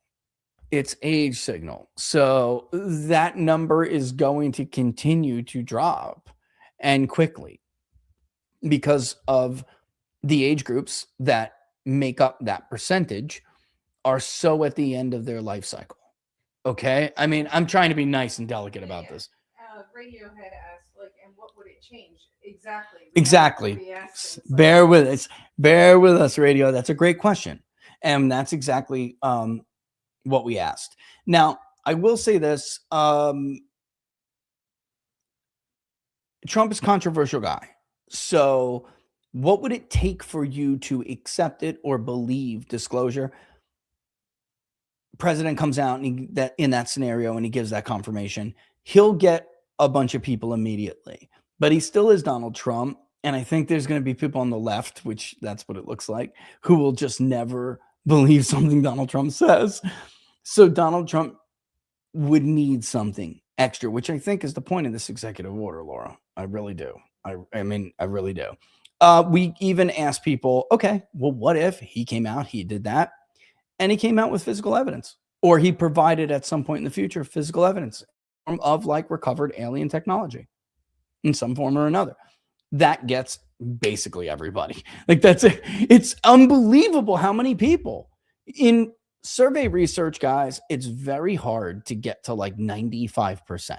There's almost nothing that gets universal agreement, which is why I told you when they were putting out that like 100% of MAGA BS, 98% of MAGA BS, it was BS. Everyone who does this for a living understands you're never getting 98 or 100% of a certain subgroup. It's never happening. To get this level was shocking to me. Now, there's a group that would say, listen, I'll take the president's word for it, but I keep hearing about biologics. I'm not going to be totally convinced unless I see biologics. They're talking about alien remains. I mean, that's what David is talking about when he gave his testimony. And that's what Anna Paula Luna is talking about, by the way. And Tim Burchett and Lauren Boebert and several Democrats. So We'll see. But it still was remarkable to me how many people immediately did tell us that they would accept it if the president said it, and especially if he provided something else, which the reason why I wanted to do that is because that is kind of the point. There's been a group who's been promising members of Congress more, but they can't deliver that unless they have legal protections. And whether or not you ultimately find it persuasive, I guess we'll see when they deliver that. But that's the point of Donald Trump's executive order. That's why there's so many people who are so excited about this. And then, interestingly, we did something that's basically in the form of sentiment scores. Very positive to very negative with neutral. And how do you think this would impact each area of society? And Radiohead, stay tuned. I just don't want to give away too much, but between that and how positive people think how much of a positive change this would have on society and civilization kind of stunned me. Not kind of, it stunned me. Even my son was watching it roll in because sometimes my kids get interested in what it's something I'm doing. And I'm like going over the results and he's like, that's like everybody, and he's like looking over my shoulder and I was stunned. And it was interesting because him and I both, our own personal takes may not have aligned with the overall, but it's stunning how many people. I guess what I'm going to say here, I'm going to make this claim and then I'm going to answer some questions. If this was true, and that was the definition of disclosure, based on what we found, I think it's very clear that the warnings of mass chaos and the breakdown in society because humans are not ready for this are outdated if they ever were valid to begin with. Americans are absolutely ready for this. They can handle this, is what I'm saying. All right. And I'll leave it at that and you'll see what I mean when we put it out. All right. Let's start with one on locals here. Oh, that's going like crazy. Yeah, Ryan. We are eating our own here in Minnesota a month after a debacle of an endorsement convention riddled with election fraud, or at least perception of fraud. You have any white pills for us here? Well, I think you're my great white whale. And I think that I think that white pill moment, it's tough, but you did see the fraud task force, for instance, right? And the rulings in the Supreme Court. If done correctly, if the message is, first of all, harnessed and then sold correctly, I think that state could be one of the few bright spots, even in an overwhelmingly negative election for Republicans, because you have a story to tell. And I think that it's almost certain, because I do know of an event. I was invited to it. I mean, you guys will probably see it soon, but I do think one of your elections is basically over. You just haven't, one of your primaries is over. You just don't know it yet. And it's something new and fresh. And I know, like, again, conventional wisdom is going to be like, oh my God, no way. But you need to get away from conventional wisdom in that state if you want to have a chance, because otherwise the Democratic lean of the state is just going to keep running over you. And you have to do something different, and you're going to get it this time. So I think that's that's pretty neat. Which, speaking still of Minnesota, hey Rich, when do you go to DC? Don't forget to tell Vance to run hip pieces on APAC Amy to get her to drop, so you can have your own populist uniparty in Minnesota to fight against the Epstein class uniparty. LOL. Being serious though, we should fight against the deep state and Epstein class, not each other. We'll argue later, but nothing changes if the Epstein class is in charge. A Cenk Unger and MTG coalition is a great example. Honestly, Posh, I think that's the direction this is headed. I think eventually we'll figure out that the current two-party dynamic is not going to suffice. It's just not. And there are too many people who are going to wind up splitting off of the right. I just don't think we're there until probably until the presidential cycle, because that tends to be the catalyst behind big realignments. And I think you are going to start to see something like that rise from the ashes of the Democratic establishment and the Republican rhino, whatever you want to call it. I think the Republican Party's end is, as it is today, as it exists today, is probably at hand. It's always tough to tell, but the false sense of security that two parties have in this country is not at all based in reality. It's just not. I mean, so I'm telling you, I've said this before. Someone like Elon could get frustrated with it right now, and with the amount of money that he has, I could force it. I could force it easily. I could tell him how to force it, and we'd have that realignment within 2 years. I could break it all. It's not hard. I'm just you understand why I'm not going to go and blurt out how to do that right now, because I'm really at a point where I'm tired of everyone pretending that they're cheap copies of my ideas is their genius, and I'm sick of it. Oh, Rocket Boy with the Mark Mitchell ransom fund. How much Team Trump wished they had listened to Rich and Mark about the change in the electorate? Did New York wake them up, Rich? To some degree, Rocket Boy, and thank you as always for the support. I'll make sure Mark gets the support too. But you know what I'm saying? Like they immediately go and blame the wrong people and draw the wrong conclusions. And I love that Trump is like, time to go to bat against communism or time to go to the plate, I get that. But it's like that ship has sailed already, and we're not going to have the right counter reaction if you think the play is, that like Muslims are coming for us all because of Zohran Mamdani and his candidates winning. One of Zohran Mamdani's candidates was Jewish. He just wasn't an AIPAC bitch. He wasn't one of AIPAC's bitches. So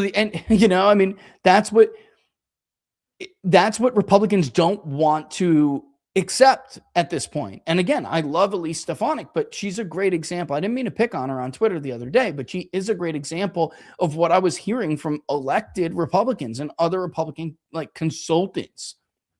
I'm like, oh, this is it. Here we go. And I'm like, guys, I've been showing you how radical Democratic Party has been getting for years now. This is not the sum total of the lesson here. The DSA is winning because the DSA is talking about the issues that you used to talk about with MAGA, but then you chose to ignore.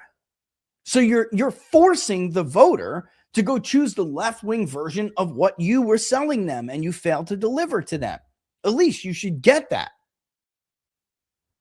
I feel like, too, there's a big problem, and it's like only within a certain group. There's a big problem with some people not being able to separate their identity from their politics. You understand what I'm saying? Like, there's just no Italians running around, trying to, unable to separate their identity from their politics. And I think it's unfair not to point that out because of years and years of Republicans lecturing Black people about how they need to learn to separate their identity from their politics. Like, oh, you keep voting Democrat and not getting anywhere.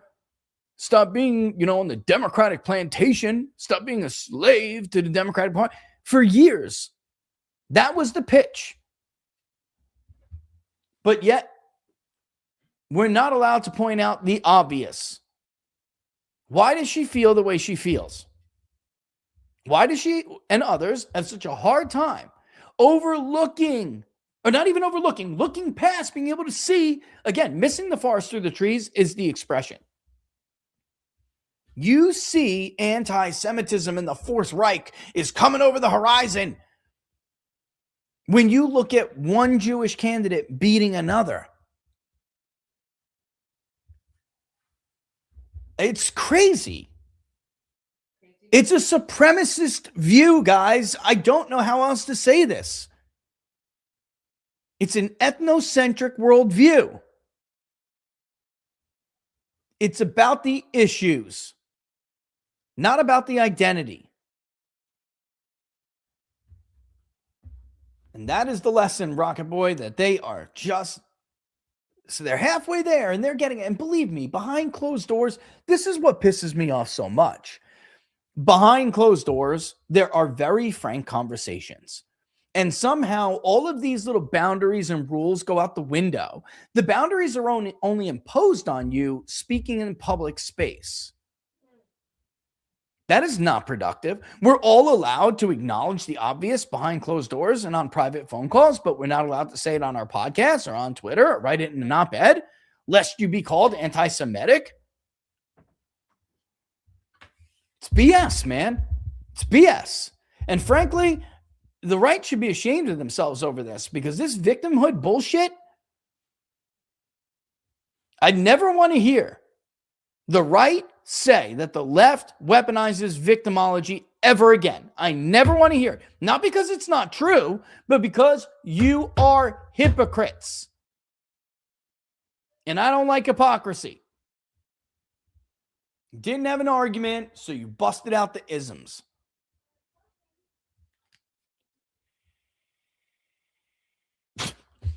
I'm reading this out loud, trying to take it. Oh my God, Hightower. Whoa.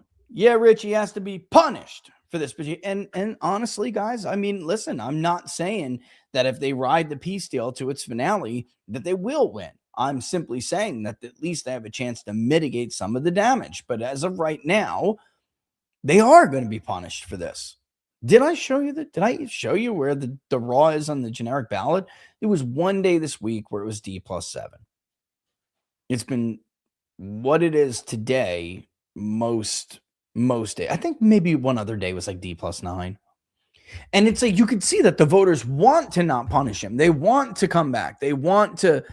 There's even some people a lot of people in the middle who don't want to vote Democrat, but they just simply can't trust Republicans anymore. They feel like they can't trust the administration. So they want, they're living by Ronald Reagan's doctrine, trust but verify. That's what they're doing, Let the Democrats ride him. I feel so bad for MTG. He screwed over his ride or die chick. Yeah,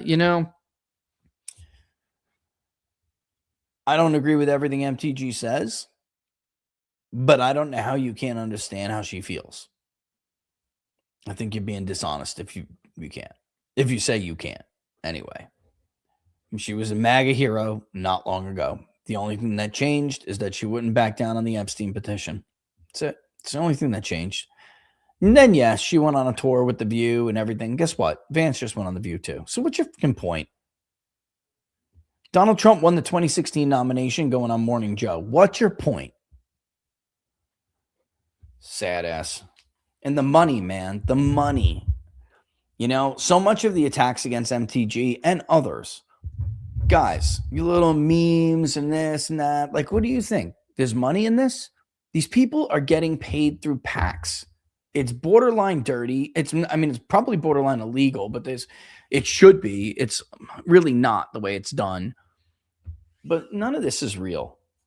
You think there's money in independent media? You think these people have these like super expensive studios because like they're successful? It's bullshit. It's all dirty money, man. The attacks on people like MTG. The idea Tucker takes money from Qatar Olson. That's all fake. He's never taken a dime from Qatar. He's rich. He doesn't even need to. But it's money. And most of it is foreign money getting pumped into our system. And it is tragic. It is tragic what happened to MTG. What has Trump done to earn my trust after this fiasco? Also, him saying we can't bomb Iran after the midterms and also support the rhinos after that. Well, we can bomb Iran after the midterms and support. Here's the problems, Stephen. Like, this is no longer an option for him because it would have been, and I've said this privately many times, you could have waited until after the midterms, and I don't think anyone would have cared. If you would have went hardcore on the domestic and then won the midterms or did better than expected, but then this would have worked out for you. But instead you fucked up. So now you go to start another war after the midterms. It'll go worse for you.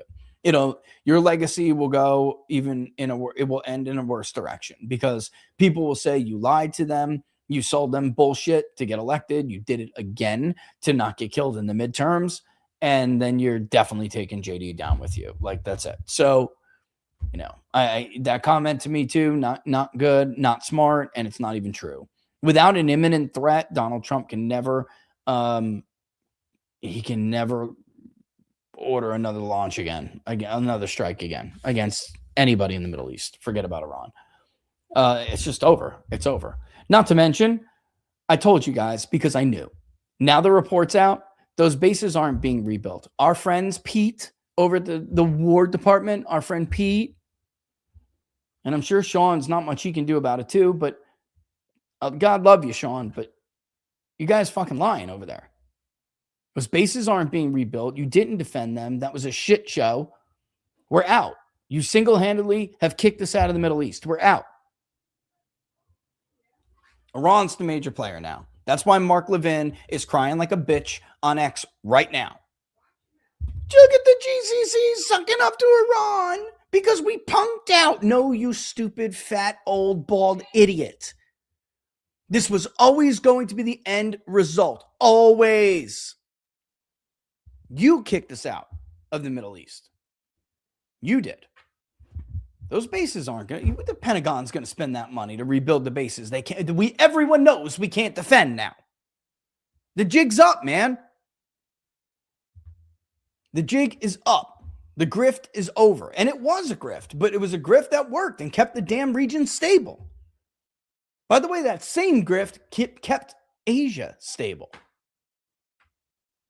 So much for that. It's over now. It's all over, guys. I mean, look, like I told you, you know, there's messaging and one thing and what I think the president should say. And then there's, you know, me shooting it straight with you because we're on our show here. And that is the truth. I mean, it's over. Holy effing cow, Rich. I was having withdrawals. Glad you're back. Thought I'd have to try heroin. It'd be easier to find. Oh, jeez, I'm sorry. Listen, and I have a lot of traveling all the way through the month of August, but we're going to make it work. We are. I'm going to be in D.C. for the 4th and doing Virginia Beach the next week. I mean, I don't know.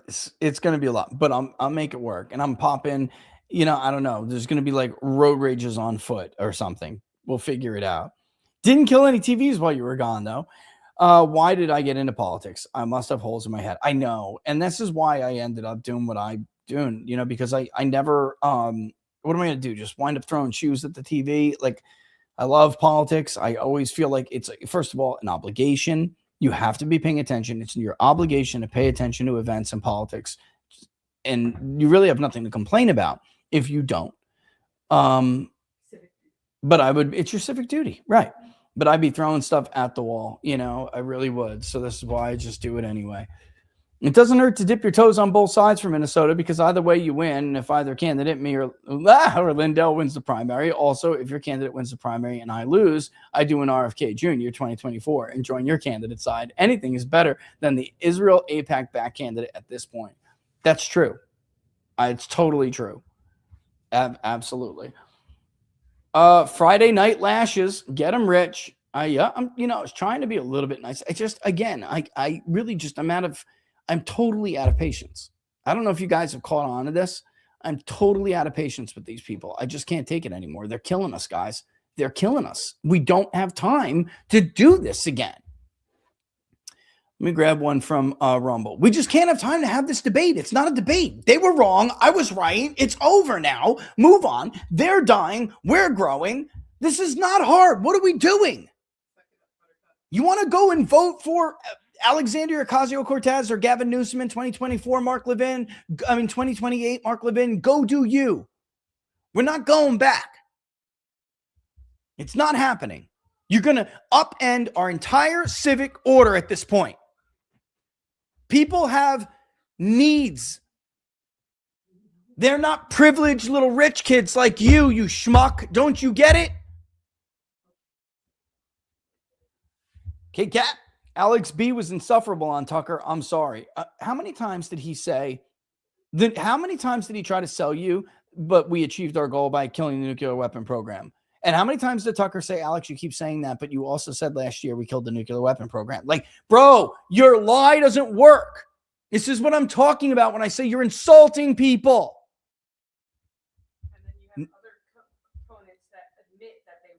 I mean, it doesn't, right. When you have this other part of your coalition, which you're somehow trying to placate still, even though you're supposedly attacking them, you're still placating them.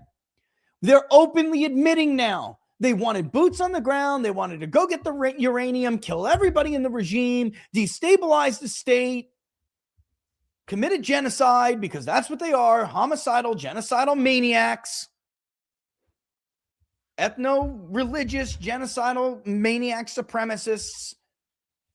Dude, it's not going to work. It didn't work. It's not working. That's why your poll numbers suck. Enough. Repeat after me. I'm sorry. I'm sorry. Now I will get back to taking care of the needs of the voters who elected me. That's it. How about they find out this $158 billion of tax advice was for Leon? Oh my God. Blackowitz by Epstein. Sorry, 158 million. Yeah, it is. He corrected. But geez, I was infuriated listening to both sides. Shit about MTG dropping bombs in countries is somehow not war. We know a tranny lover shot Charlie, etc. We know nothing. You know, I get it, man. I get it. I got like 8 messages from people like, bro. I know. Leon Black and Apollo funded Epstein's life. Nothing has happened to him. Trump made his son CEO of the U.S. International Development Finance Corporation. His Apollo co-founder is the Gaza Peace Board. It's on the Gaza Peace Board. I know. It's like as if like there wasn't a real incentive to eradicate the population of Gaza and rebuild it into their image. I mean, these are things that like people aren't dumb. They're not going to not see. To go on and pretend like this can't. They were about the nuclear weapon program.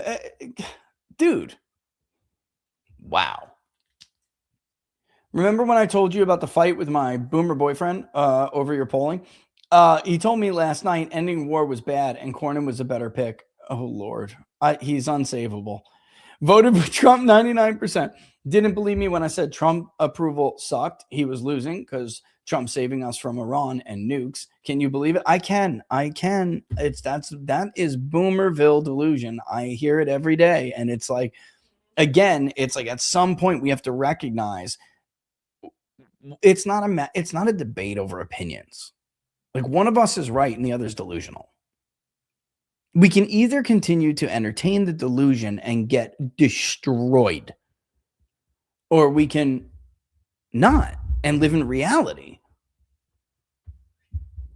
I'm not the one who changed in 18 months from understanding that the real threat to the survival of this country is here within the United States, not thousands and thousands of miles away in a regime that doesn't even have the ability to hit us with an intercontinental ballistic missile. This is crazy. And even if they did, they would never do it, because if they ever sent a nuke into Chicago, like Mark Levin claimed falsely they could do to his fake Fox News audience that they bought through Twitter followers, fake bots, by Murdoch Inc., which, by the way, is now an entire news story, how Murdoch Inc. used Fox, the Wall Street Journal, and the New York Post to help dupe Donald Trump for Israel into the war. Like, it's a headline right now. Look it up. Even if they could do that, if they ever did, they wouldn't exist 30 minutes later. But no nation is doing that unless their very survival is a threat. And that's not, and I don't mean it like with the hyperbolic, the rhetoric we always hear. Kim Jong-un was crazy too, right? Well, he's got nukes and intercontinental ballistic missiles. How is it that Kim Jong-un has yet to send one to Los Angeles like Mark Levin claimed he would like 12 years ago? Because that's nonsense talk. Nonsense talk. And by the way, even Reagan believed in MAD. He wanted a reduction in the amount of nuclear weapons in the world, but he believed in mutual assured destruction.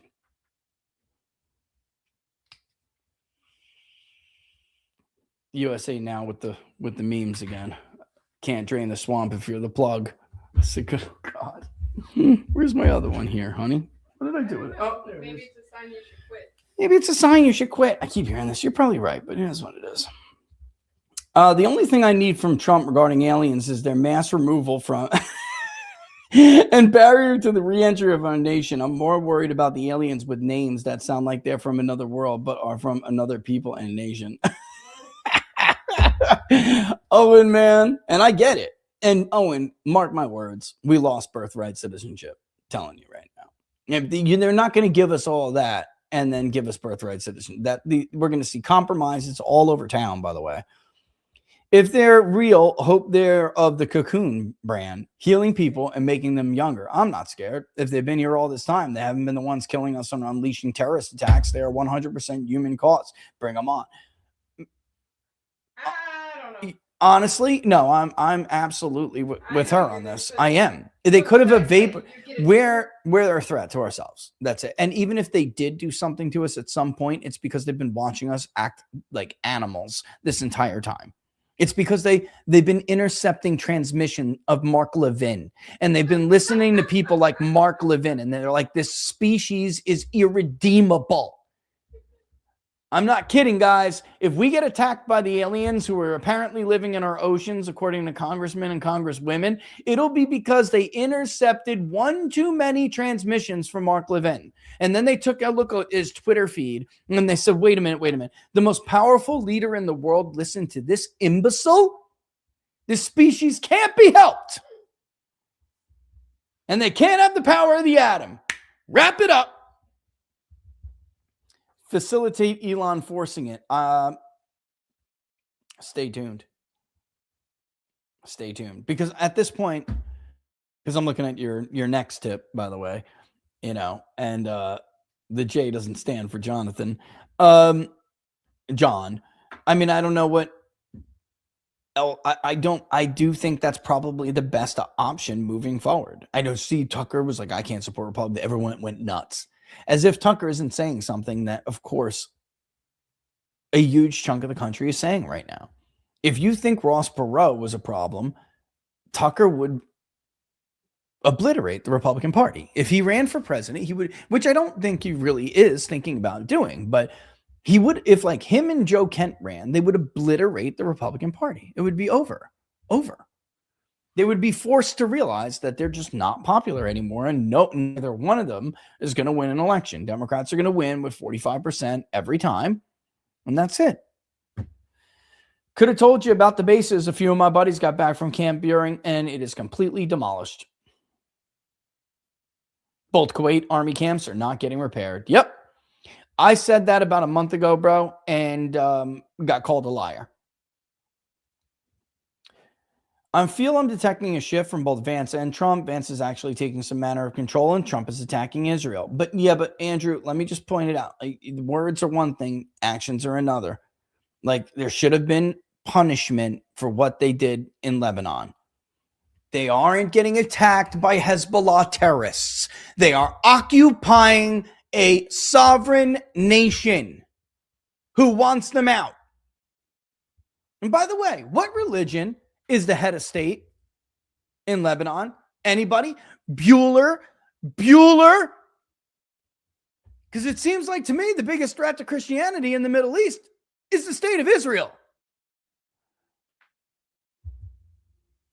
Oh my God. Well, excuse me.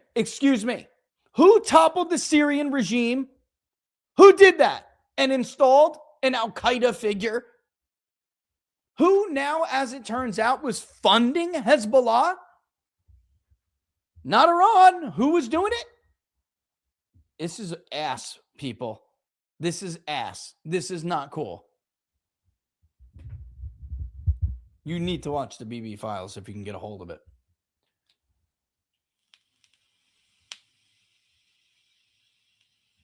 No, this is true. This sounds exactly like Andrew's totally right. Are you ready? This is what they want you to think. We go back to, I can't say that, the Bush mush, Israel first, in a blink of an eye. Kill all the brown people. To hell with your problems. Iran can't have a nuclear weapon. Socialism is bad. Oosh MAGA. It's totally right. Are you ever going to break up monopolies or help small businesses? Right. This is a game. They're playing you. And I don't want the Islamification of my country either, but that's not the threat here right now, is it?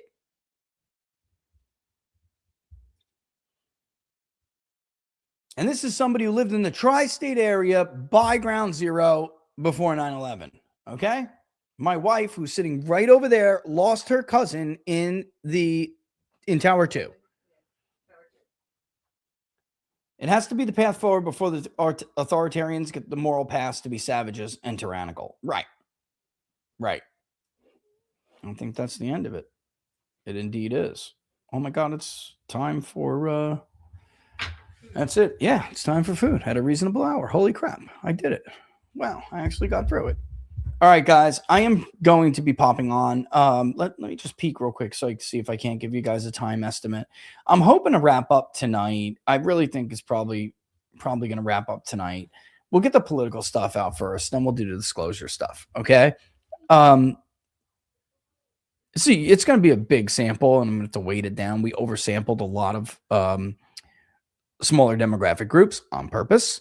And so what does that mean? It means more time to process it, but still it is what it is. You know, it's got to do it right or don't do it at all. You know what I mean?